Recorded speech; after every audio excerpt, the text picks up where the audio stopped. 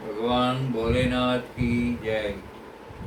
शांतं पद्मासनं शशिधर मुकुटं पंचवक्त्रं त्रिनेत्रं शूलं वज्रं च खड्गं परशुभैरं दक्षभागे वहन्तं नागं पाशां च घण्टां डमरुकसहितां चाङ्कुशं वामभागे नानालङ्कारयुक्तं स्फटिकमणिनिभं पार्वतीशं नमामि। भगवान भोलेनाथ आवाहनम आवाहयामि आसनम समर्पयामि पाद्योपाद्यम समर्पयामि अस्थि अर्घ्यम समर्पयामि प्रार्थनापूर्वक नमस्कार करिष्यामि।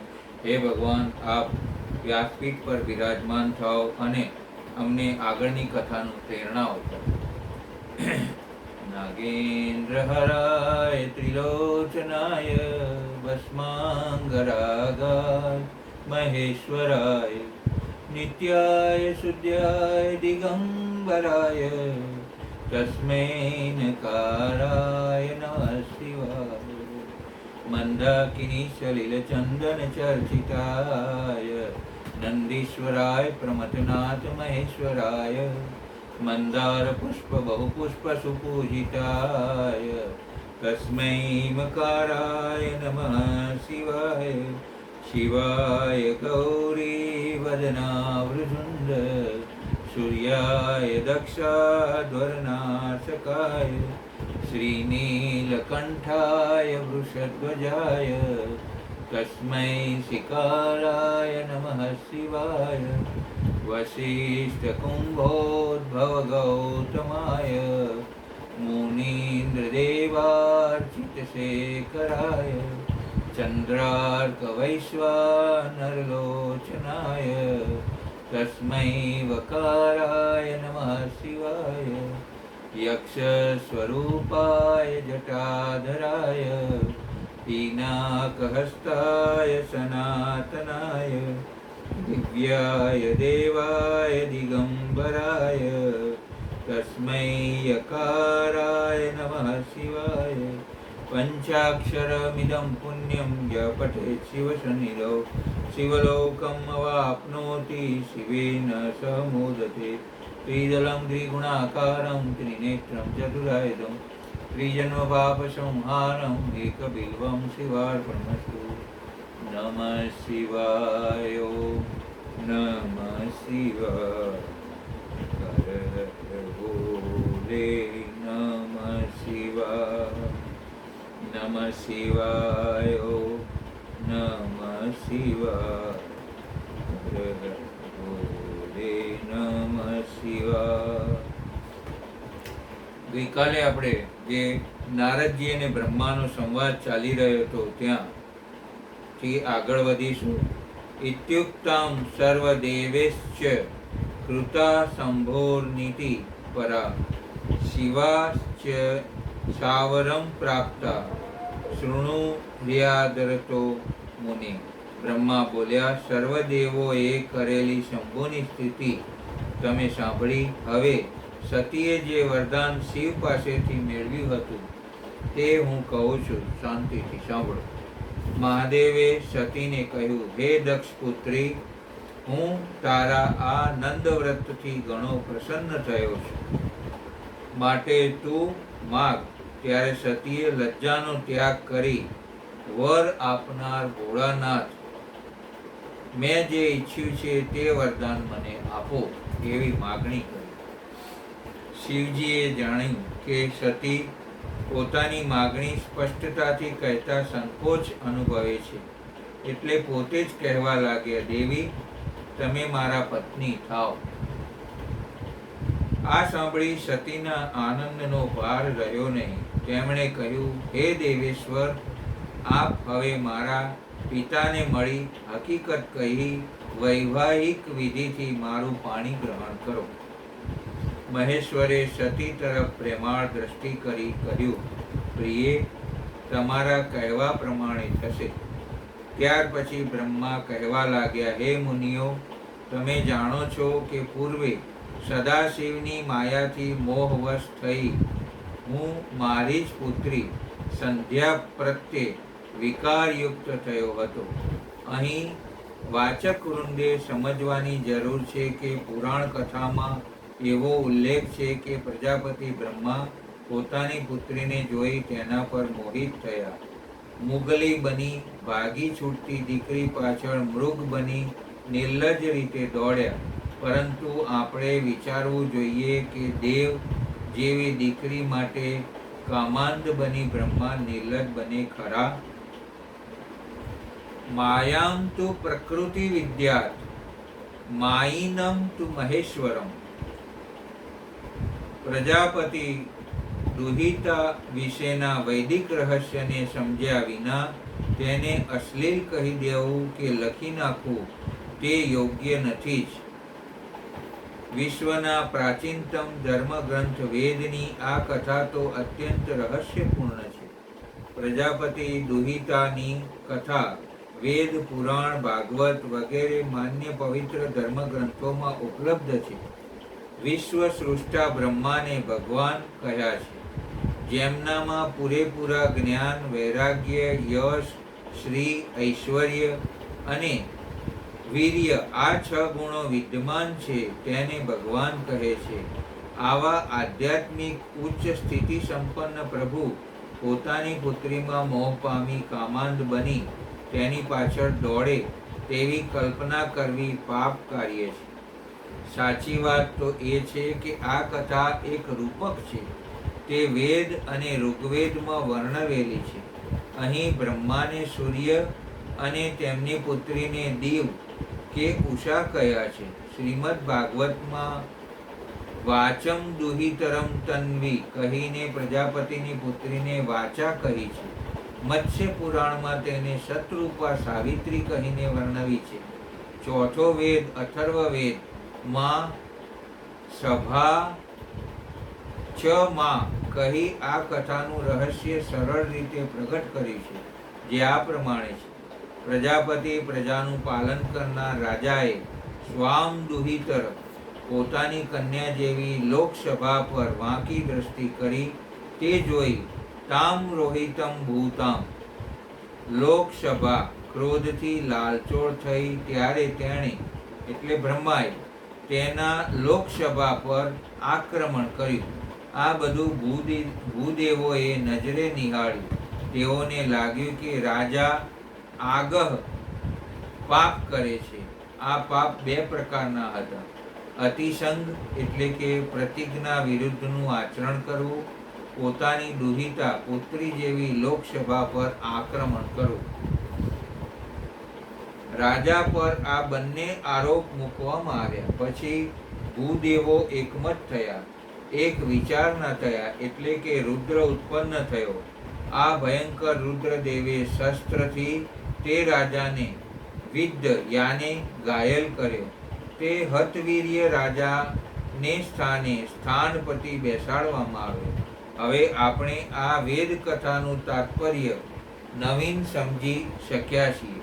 પ્રસ્તુત કથા દ્વારા એ ફલિત થાય છે કે રાજાના આદેશથી લોકસભા રચાય છે. તેથી લોકસભા એ રાજાની પુત્રી પ્રજાપતિ દુહિતા કહેવાય છે.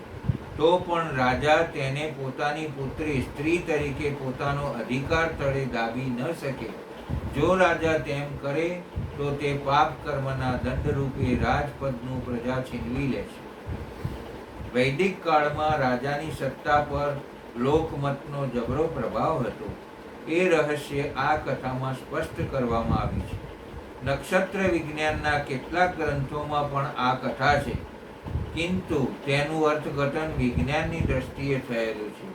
ત્યાં પ્રજાપતિએ મૃગશિરા નક્ષત્ર કહ્યું છે, તેની પુત્રીને રોહિણી નક્ષત્ર જણાવ્યું છે અને રુદ્રને મૃગ વ્યાદ્ર નક્ષત્ર કહ્યું છે. આકાશમાં અવલોકન કરતા આ નક્ષત્રો તે પ્રમાણે ગતિ કરતા જણાય છે. એકંદરે જોતા એમ કહી શકાય કે પ્રજાપતિ બ્રહ્માનું પોતાની પુત્રી સરસ્વતી પર મોહ પામવું તેને તો કોઈ કવિ કે લેખકે પોતાની કવિતા કે કૃતિ રચના પર મોહ પામે તેના જેવું ગણી શકાય. બ્રહ્મલોકના અધિષ્ઠાતા ભગવાન બ્રહ્માની દુહિતા વિશેની આ કથાને અશ્લીલ કહેવી તે તો વેદ ભયક મહા આજ્ઞાનું કેવળ પ્રદર્શન છે. વેદ કથાઓમાં ગૂઢ રહસ્ય ભર્યું છે. જીન દેખા તીન પાયા, ગહરે પાની પૈઠ. વિશ્વની અતિન પ્રાચીન એવી વૈદિક સંસ્કૃતિનો સમાદર કરવો અને તેની મહામૂલ્યવાન પૌરાણિક અને ઉપદેશાત્મક કથાઓનું વાચક વૃંદ સમક્ષ મૂકી તેઓને આધ્યાત્મિક ઉન્નતિ કરવી તેવું સ્તુત્ય કાર્ય આર્વાચીન યુગમાં અનિવાર્ય છે, ખૂબ જ જરૂરી છે. ખોટું અર્થઘટન થઈ રહ્યું હોય ત્યાં સાચી વાતને સમજવી જોઈએ. બ્રહ્માની પુત્રી સંધ્યાની કથા પણ પ્રચલિત છે. પુરાણોમાં એવો ઉલ્લેખ છે કે સદાશિવની માયાથી મોહિત થઈ બ્રહ્મા પોતાની પુત્રી સંધ્યા પરત્વે વિકારયુક્ત થયા હતા. સંધ્યાએ દારૂણ તપ કર્યું હતું. પોતાનો દેહ ત્યજી બીજા જન્મે તેણે મુનિવર્ય મેઘાતિથિને ત્યાં પુત્રી તરીકે જન્મ લીધો હતો. તેનું નામ અરુંધતી હતું. અરુંધતી વશિષ્ઠ મુનિને વરી હતી. ત્રિજગતમાં પૂજનીય અને વંદનીય અરુંધતીને પણ સપ્તર્ષિ મંડળમાં સ્થાન પ્રાપ્ત થયું છે. સંધ્યા તપશ્ચર્યા માટે ચંદ્રભાગ પર્વત ઉપર ગઈ અને ત્યાં સરોવર તટે તપ કરી રહી હતી, પરંતુ તપની વિધિથી તે અજ્ઞાન હતી. આથી બ્રહ્માજીએ વશિષ્ઠની આજ્ઞા કરી કે બીજું રૂપ ધારણ કરીને તમે તેને તપ કરવાની વિધિ સમજાવો. વશિષ્ઠ મુનિ એક તપોધન રૂપે ચંદ્રભાગ પર્વત ઉપર ગયા અને સંધ્યાને પૂછ્યું કે હે સ્ત્રી, તું આ નિર્જન સ્થળે શું કરી રહી છે? હું બ્રહ્માની પુત્રી સંધ્યા છું અને તપ કરવા આવી છું. આપ મને તપ કરવાની વિધિ સમજાવશો તો હું તમારો ઉપકાર માનીશ, એવું બ્રહ્માની પુત્રી સંધ્યાએ કહ્યું. વશિષ્ઠ મુનિએ કહ્યું, હે ભાગ્યવાન સ્ત્રી, તું ભગવાન આશુતોષનું ધ્યાન કર. ધ્યાન એ એક અંતરયાત્રા છે. આપણા અંતઃકરણની અંદર જો આપણે શિવ તત્વનું દર્શન કરવું હોય તો આપણે આપણું અંતઃકરણ સ્વચ્છ અને સ્થિર બનાવવું જોઈએ. આ છે ધ્યાનની ભૂમિકા. ધ્યાન એટલે જીવાત્માનો પરમાત્મા સાથે તદાત્મ્ય અનુભવવા પ્રયાસ. યોગ અને ધ્યાન એ મન ઉપર નિયંત્રણ મેળવવાની પદ્ધતિ છે. એ આત્માનો ઉદ્ધાર કરનારી એક સાધના છે. શાંતિ મેળવવાનો એક પ્રયાસ છે. જીવન પર્યંતની પરિવર્તનની એક પ્રક્રિયા છે. આમ દેવોથી શરૂ થયેલો આ યોગ ક્રિયાનો ગુણ એ ભારતની ભૂમિને અત્યંત પવિત્ર કરી રહ્યો છે. વિશ્વમાં અદ્વિતીય સ્થાન અપાવી રહ્યો છે. જીવાત્માના પરમાત્મા સાથેના સંયોગને યોગ કહેવાય છે. શ્રુતિ કહે છે કે તપ દ્વારા બ્રહ્માને જાણવું, તેથી ધ્યાન અને ધારણા વડે મનને મુક્ત બનાવી બ્રહ્મ સ્વરૂપ બને છે. ઉપનિષદમાં કહ્યું છે કે જેમ સાકર જળમાં જળરૂપ થઈ જાય છે, તેમ મન આત્મામાં વિલીન થઈ જાય છે. આત્મા અને મનનું એકતાનું નામ સમાધિ છે. ધ્યાન એ સાતમી અવસ્થા છે, જ્યારે સમાધિ એ ધ્યાનની અંતિમ પરમ અવસ્થા છે. સમાધિ ધ્યાનનું પરમ લક્ષ્ય છે. પૂર્ણ જ્ઞાનની અવસ્થા પ્રાપ્ત કરવી એ જ સાચી સમાધિ છે. અહીંયા અષ્ટાંગ યોગનો ઉલ્લેખ આમાંથી થઈ રહ્યો છે. ધ્યાન, ધારણા અને સમાધિ આ વસ્તુઓ ભક્તિ માર્ગની છે. માટે તમે સમાધિમાં ભગવાન શંકરનો સાક્ષાત્કાર થાય એ અંતિમ લક્ષ્યને સિદ્ધ કરો. તમને કૈલાસ પર જપ કરતા કરતા શંકર પાર્વતીના જરૂર દર્શન થશે.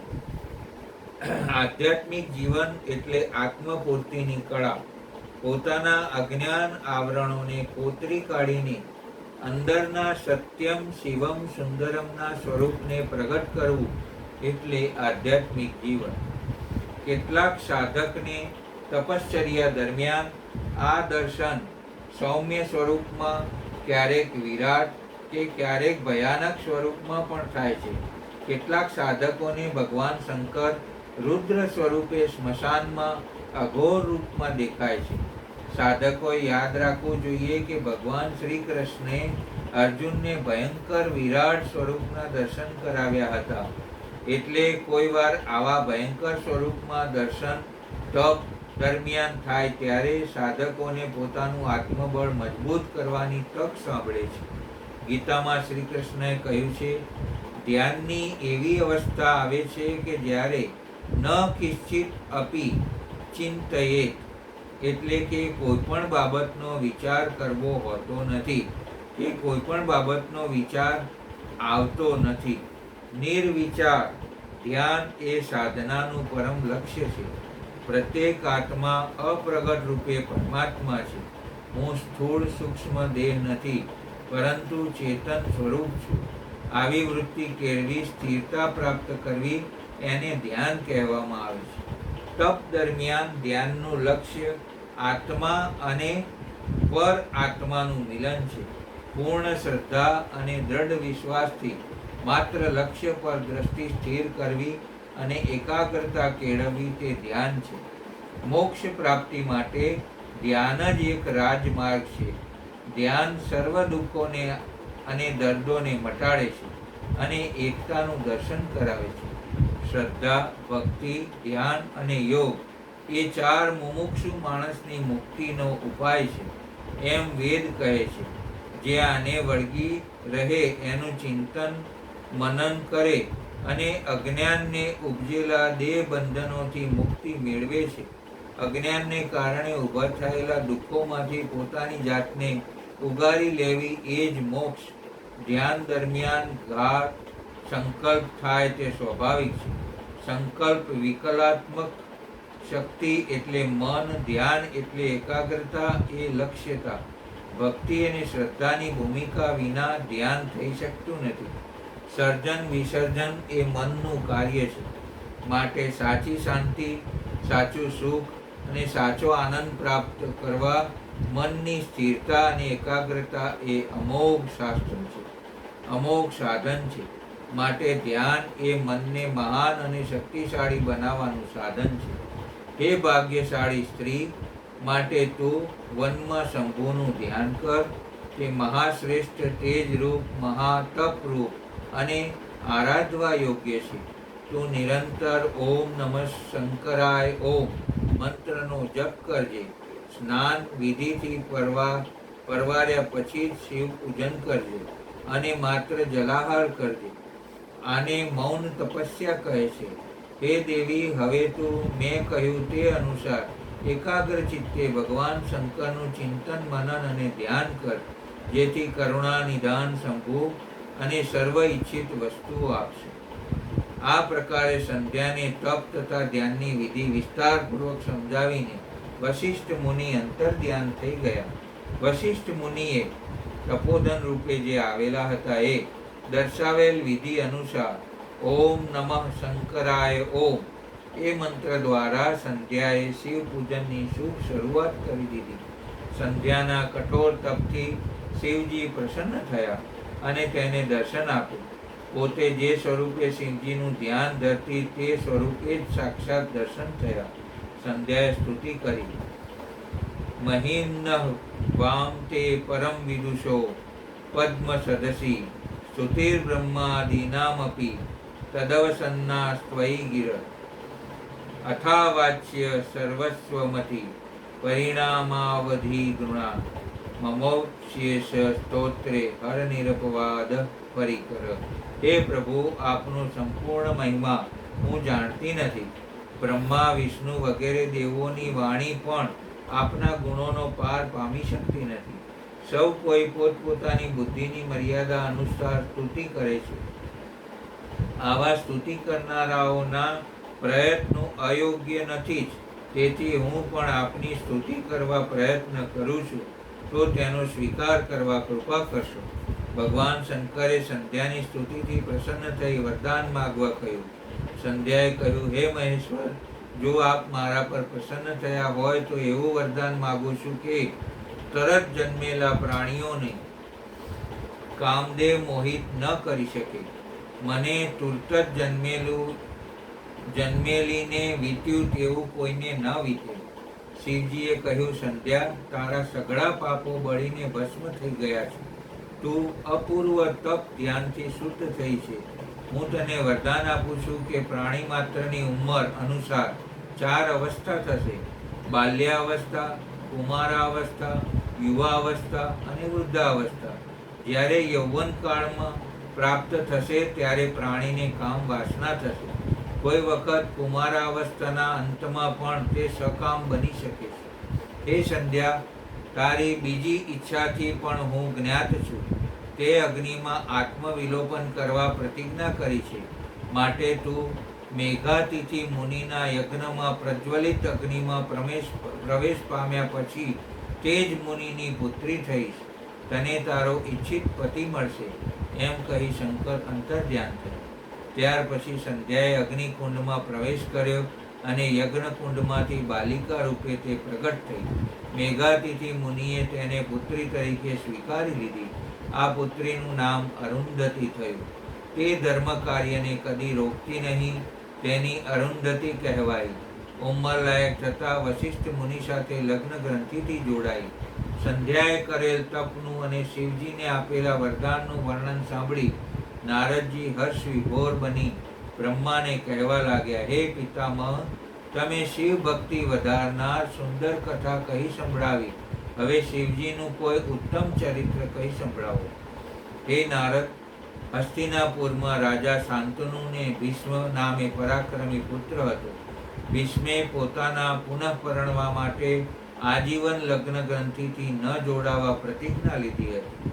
શાંતનુ રાજા માછીમારની પુત્રી સત્યવતીને પરણ્યા.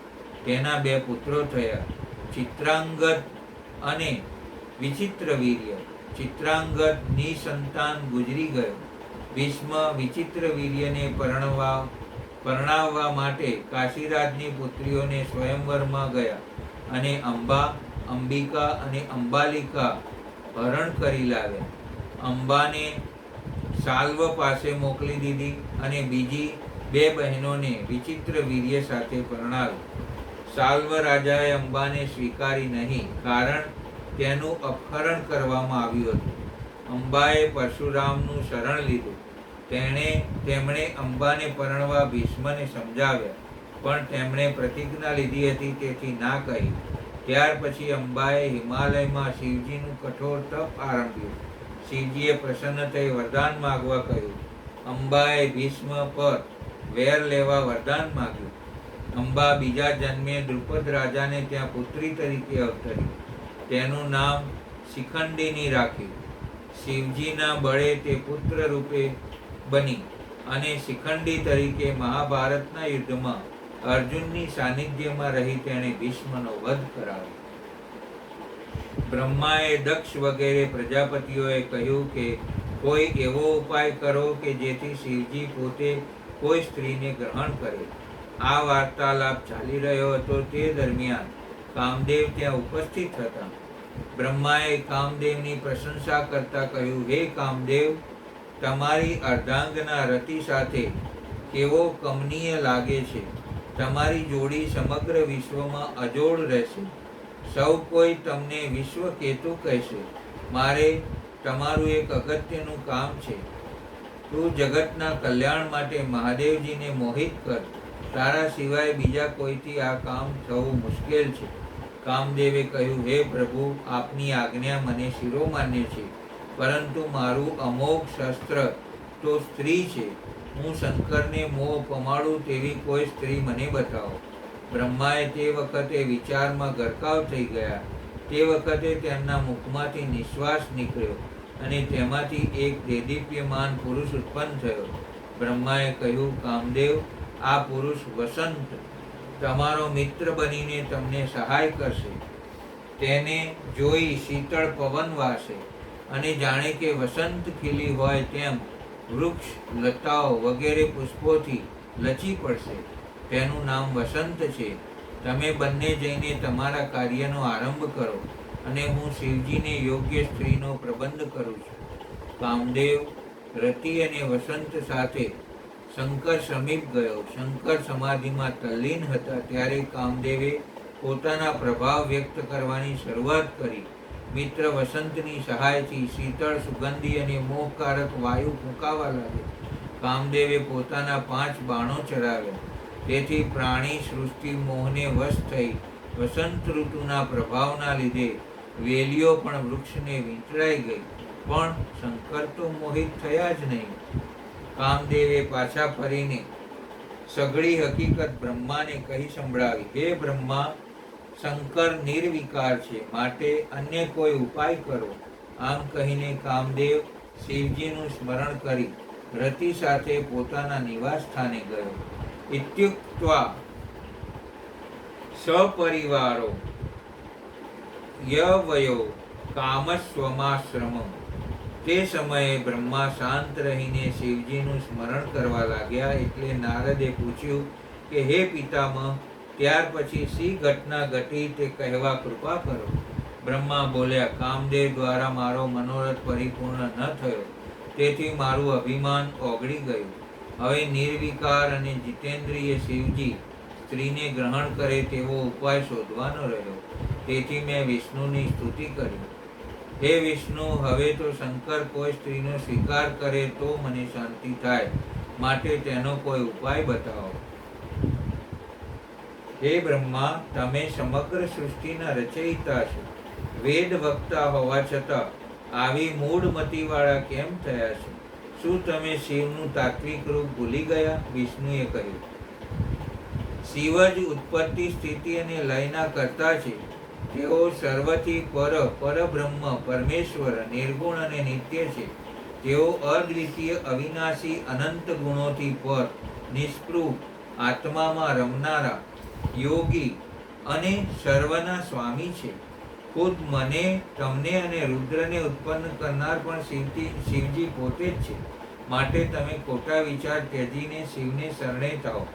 શંકર સ્ત્રીનો સ્વીકાર કરે તે માટે એક જ ઉપાય છે. તમે શિવજીનું સ્મરણ કરીને શિવાદેવીનું આરાધન કરો. જો શિવાદેવી સગુણ બની અવતાર ધારણ કરે તો જ શંકરના પત્ની થાય. માટે તમે દક્ષને તપ કરવા આજ્ઞા કરો. શિવ અને શિવા ભક્તોને આધીન છે, એટલે તપથી પ્રસન્ન થઈ તે નિર્ગુણમાંથી સગુણ બનશે. શિવાદેવીના 3 સ્વરૂપ થશે. લક્ષ્મી વિષ્ણુની પત્ની થશે, સરસ્વતી બ્રહ્માની પત્ની થશે અને પૂર્ણ રૂપે શિવાદેવી સતી નામે રુદ્રની ભાર્યા થશે. માટે શિવાદેવીના પ્રાદુર્ભાવ માટે પ્રયત્ન કરો. ઇત્યુક્ત્વાંતર્દધે વિષ્ણુ કૃત્વા સકરુણામ પરમ આપનુવ પ્રમોદમ ચાથ બ્રહ્માધિકમ ગતમત્સરમ. બ્રહ્માએ કહ્યું, હે નારદ, વિષ્ણુના સૂચન અનુસાર મેં દેવી શિવાની સ્તુતિ આરંભી. હે જગતના બીજરૂપ શિવ પત્ની, લોક કલ્યાણની ભવ્ય ભાવના માટે હું આપની સ્તુતિ કરું છું. આપ તો ચૈતન્ય સ્વરૂપ, પરમ કૃપાળુ, પરમાત્મા સ્વરૂપ અને પરમ આનંદ સ્વરૂપ છો. આપ યમનિયમથી પવિત્ર યોગીઓના હૃદયમાં વાસ કરો છો. આપ કુટસ્થ, નિર્વિકાર, અવ્યક્ત, આસાર એવા અનેકવિધ રૂપો ધારણ કરી સમગ્ર વિશ્વને ધારણ કરી રહ્યા છો. આપ તો 3 ગુણોના અધિકરણ છો. આપ જ બ્રહ્માની અંદર જગતના કારણનો પ્રારંભ કરો છો અને આખરે લય કરો છો. હે નારદ, મારી સ્તુતિ સાંભળીને શિવાદેવી પ્રગટ થયા અને કહ્યું, હે બ્રહ્મા, તમારી મનોકામના મને જણાવો. તમારી સ્તુતિથી હું પ્રસન્ન થઈ છું, તેથી હું તમારું કાર્ય અવશ્ય કરીશ. બ્રહ્મા બોલ્યા, હે માહેશ્વરી, તમારા પતિ શિવજી તમારા લલાટમાંથી રુદ્ર રૂપે પ્રગટ થયા છે અને યોગી સ્વરૂપે કૈલાસમાં વાસ કરે છે. તમારા સિવાય કોઈ સ્ત્રી તેમનું મન જીતી શકે તેમ નથી. માટે હે શિવાદેવી, તમે દક્ષ પ્રજાપતિની પુત્રી બનીને રુદ્રના પત્ની થાઓ.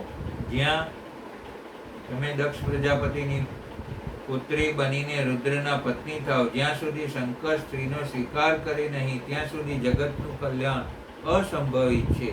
શંકર વૈરાગ્યયુક્ત હોવાથી મેં તમારું શરણું લીધું છે. હે બ્રહ્મા, તમે કહ્યું તે પ્રમાણે હું મહાદેવને મોહ પમાડવા પ્રયત્ન કરીશ. હું સતીનું રૂપ ધરી મહાદેવની પત્ની બનીશ. હું દક્ષ પ્રજાપતિને ત્યાં પુત્રી રૂપે અવતાર ધારણ કરીશ. આ પ્રકારે વરદાન માગી તેઓ અંતર્ધ્યાન થયા.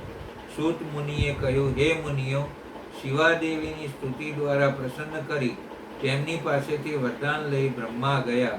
દક્ષને આજ્ઞા કરી અને દક્ષે તપશ્ચર્યાનો પ્રારંભ કર્યો. શિવાદેવીએ હૃદયમાં સ્થાપી માત્ર જળ પર રહીને ક્ષીર સમુદ્રના ઉત્તર કિનારે તપશ્ચર્યા શરૂ કરી. દેવીએ પ્રસન્ન થઈ વરદાન માગવા કહ્યું. દક્ષે કહ્યું, હે દેવી, તમે મારા પુત્રી રૂપે રુદ્રના પત્ની થાઓ. દેવીએ તથાસ્તુ કહી વીરિણીના પેટે જન્મ લીધો. એ કથા સૌ વિદિત છે. ઉમાના દર્શન કરવા એક સમયે બ્રહ્મા અને નારદ ફરીથી ગયા ત્યારે તેમણે દેવીને કહ્યું, હે સતી, તમે જેને ઈચ્છો છો તે ભગવાન શંકરને પતિ તરીકે પ્રાપ્ત કરો. તમારા સિવાય તેઓ અન્ય કોઈ સ્ત્રીએ સ્વીકારશે નહીં. આથી નંદાવ્રત પરિપૂર્ણ કરીને એક દિવસ શંકરે સતીને પ્રત્યક્ષ દર્શન આપ્યું. દેદીપ્યમાન અંગોવાળા, 5 મુખવાળા અને 3 નેત્રોવાળા, બાલ પ્રદેશ લલાટને વિશે ચંદ્રને ધારણ કરનારા, કંઠમાં હળાહળનું ચિહ્ન શોભાવતા અને અતિશય કાંતિવાળા, 2 ભુજાઓમાં ત્રિશૂળ અને ડમરું ધારણ કરેલા અને બીજા 2 હાથ વરદ મુદ્રા અને અભય મુદ્રામાં રાખ્યા હતા એવા ભગવાન શંકરને સતીએ વંદન કર્યા. શંકરે પ્રસન્ન થઈ સતીને વરદાન માગવા કહ્યું. ત્યારે સતીએ લજ્જાપૂર્વક એવું કહ્યું કે, હે પ્રભુ, મેં જે ઈચ્છાથી નંદાવ્રત પરિપૂર્ણ કર્યું છે તે ઈચ્છા પૂર્ણ કરો. સતી શંકરનો વિવાહ થાય છે અને આ વિવાહ વિધિ બ્રહ્માએ કરાવી અને શંકરે સતીનું પાણી ગ્રહણ કર્યું છે. કન્યામ દત્વા કૃતાર્થભૂતમ તદા દક્ષો હિ મત્સુતઃ શિવાશૈવૌ પ્રસન્નો ચ નિખિલમ મંગલામય. બ્રહ્મા કહે છે કે મારો પુત્ર દક્ષ કન્યાદાન કરીને કૃતકૃત્ય બન્યો. સતી શંકર પ્રસન્ન થયા અને સર્વત્ર મંગળ થઈ રહ્યું. જાનને દક્ષે ઉત્તમ પહેરાવણી આપી અને બ્રાહ્મણોને દાન આપી રાજી કર્યા છે. આમ શિવજીના વિવાહ સંપન્ન થયા. આ શુભ પ્રસંગે વિષ્ણુ અને લક્ષ્મીજી પધાર્યા. તેમણે શિવાની પ્રાર્થના કરી, હે શંકર, હે શિવા દેવી, આપ દેવો અને મનુષ્યોની રક્ષા કરો. સદા સર્વદા જગતનું કલ્યાણ કરો. ભગવાન શંકરની માયા જાણવી દુષ્કર છે. તેમની માયા વડે સ્થાવર જંગમ જગત મોહ પામે છે. બ્રહ્માજીએ પણ શંકરની સ્તુતિ કરી. શંકરે પ્રસન્ન થઈ બ્રહ્માને કહ્યું કે તમે તમારા પોતાના હાથ વડે તમારા મસ્તકનો સ્પર્શ કરો. બ્રહ્માએ શિવના કહેવા અનુસાર પોતાના મસ્તક પર હાથ મૂક્યો. તે સમયે બ્રહ્માના મસ્તક પર ભગવાન શંકરના દર્શન થયા. સૌ આશ્ચર્યમાં ગરકાવ થઈ દર્શન કરવા લાગ્યા. આમ શિવજીનું અનન્ય સ્વરૂપ, સૂક્ષ્મ સ્વરૂપ દરેક તેમના અવતારોમાં દેદીપ્યમાન બને છે. આજે અહીંયા આપણે વિરામ લઈશું. આવતીકાલે કથાને આગળ પ્રયાણ કરીશું. આવતીકાલે ખાસ પધારવા આપને આગ્રહભરી વિનંતી.